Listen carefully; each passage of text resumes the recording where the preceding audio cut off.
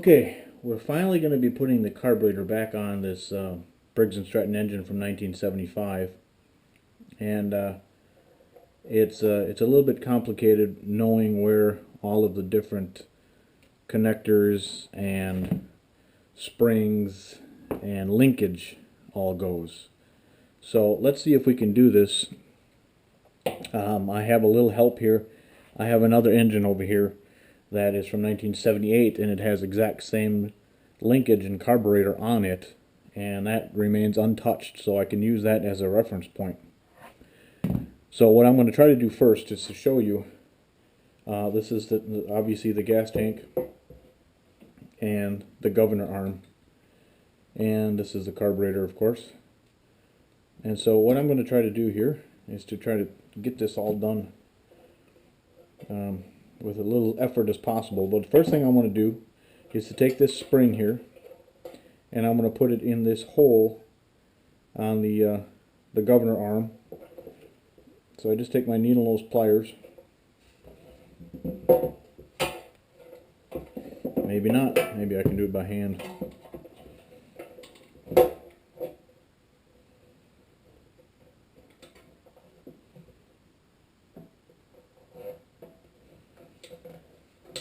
Okay, I'll take the bolts here for the carburetor off.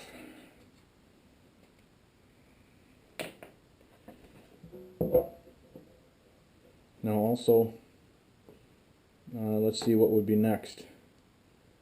I want to take this piece here. This I fashioned. I messed up the other one, so I had to fashion this out of a steel rod, and I threaded it. And this goes into the hole down here on the gas tank. And we'll take the carburetor. And what's going to happen is this piece has to go through this hole on the carburetor from here. So let's put the carburetor in place like so. So it's going to be up like this.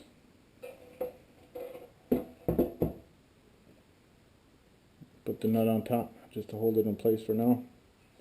And then another piece of linkage is this one here, and it's got a spring on it. Now this one goes into the back, on the engine side, I should say, the arm. It's a little tricky. I have to bend the arm a little bit. There we go. Bend the arm back.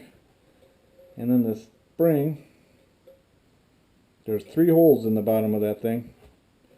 And we'll put the spring in the middle hole. There we go. Swing this around so you can see. Now this end of this piece of linkage is going to go on this arm like so, and then there's also a spring there, the other end of that spring.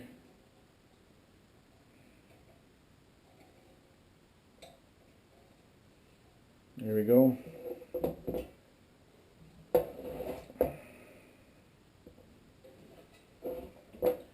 I'll kind of hold this up in place, and I'm doing something wrong here.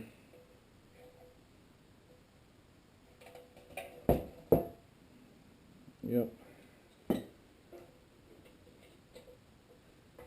Take that off for now.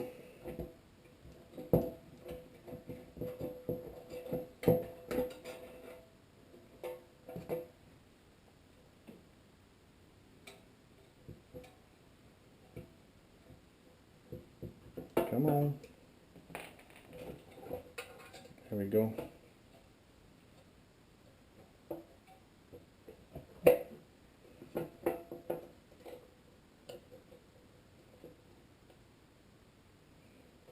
See if I can get this all together at the same time. There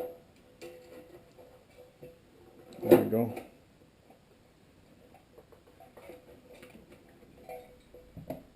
Now this bolt goes in here. But before we get that real tight, we have another piece of linkage on the top of the engine.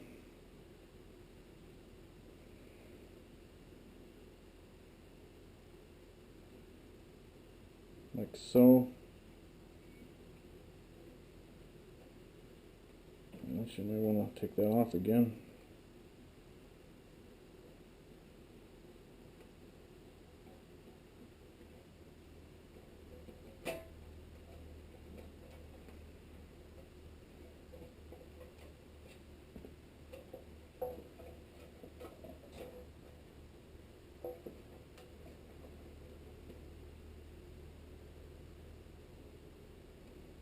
There's an easier way to do this. Somebody let me know.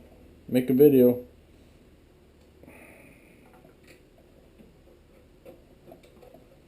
There we go.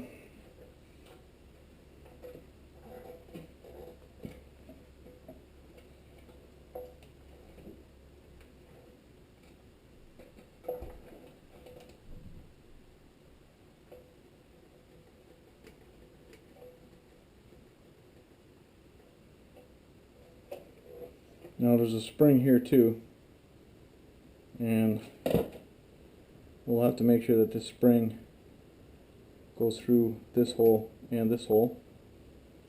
The springs keep the all this linkage from rattling too much when the engine is running. Come on, just a tiny little wire. There we go.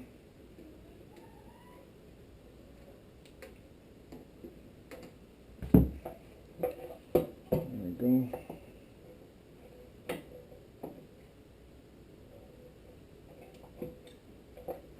Okay, now that we got all the linkage set up, we've got the carburetor and everything to connect.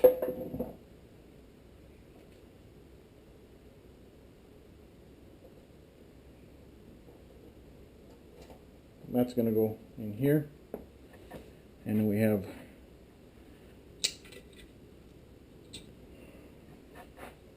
these are the carburetor bolts and the screws.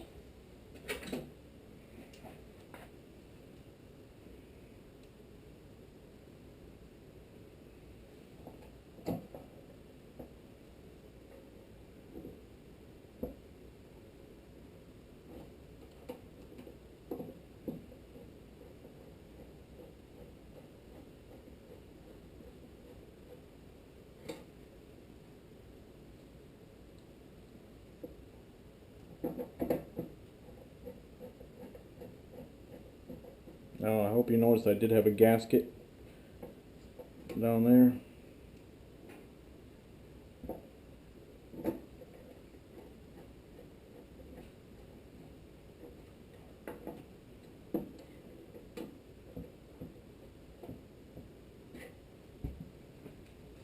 And there's a 1/4-inch bolt that gets connected down below.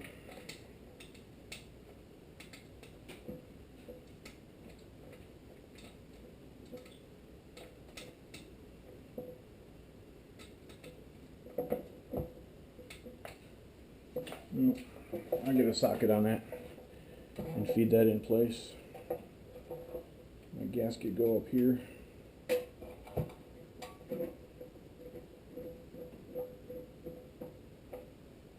Okay.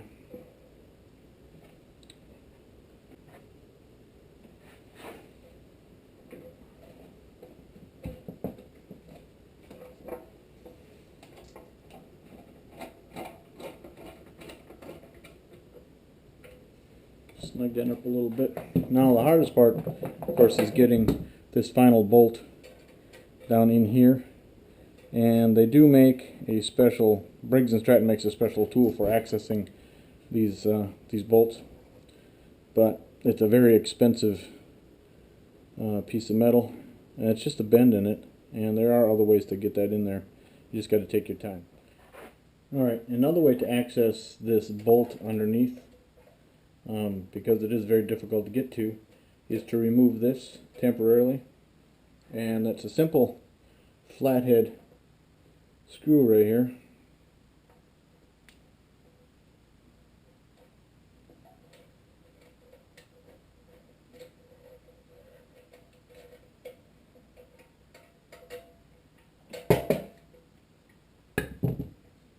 Just move that out of the way, and then now you have easier access to this bolt down here. So again, you might be able to get a wrench in there and turn it slowly. If you do have that special tool from Briggs, you can get in there and turn it. I can tell you this much, that if you keep these moderately loose, and the one back here loose, it's a little easier to work that bolt in there.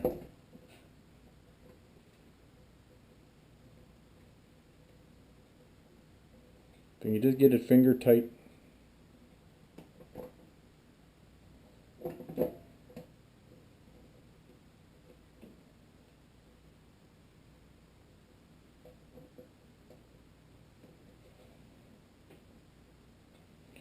And then it's time for, I think, a wrench on there.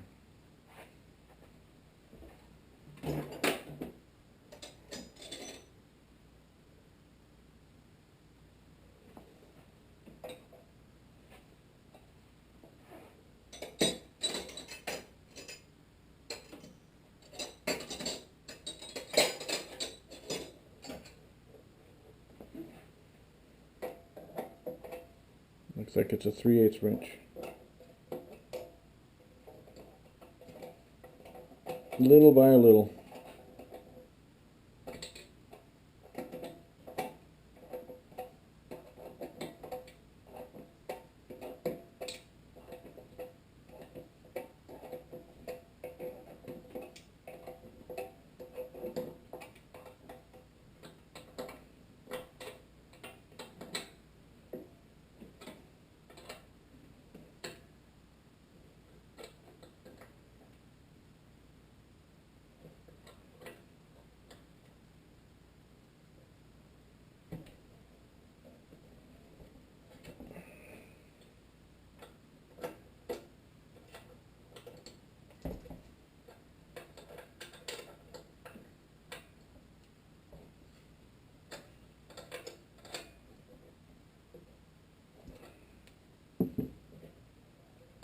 Okay, tighten these back up.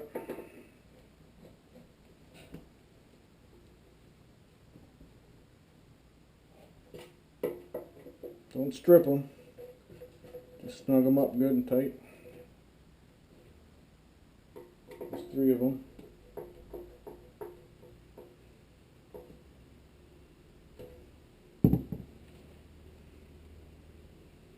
And let's remember how this went on there.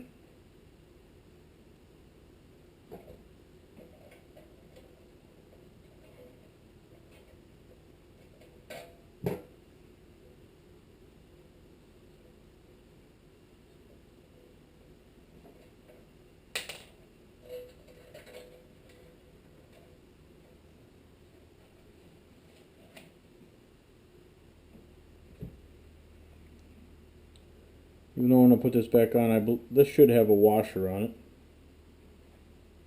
So I'll steal it off this other engine.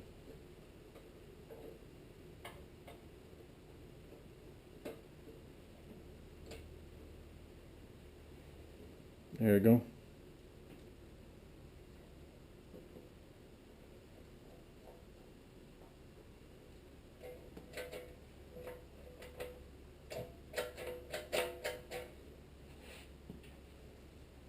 Alright, so there we are. The linkage is hooked up down there. on the governor arm. For this particular engine, obviously pulling up on this chokes it, as well as just opening it manually.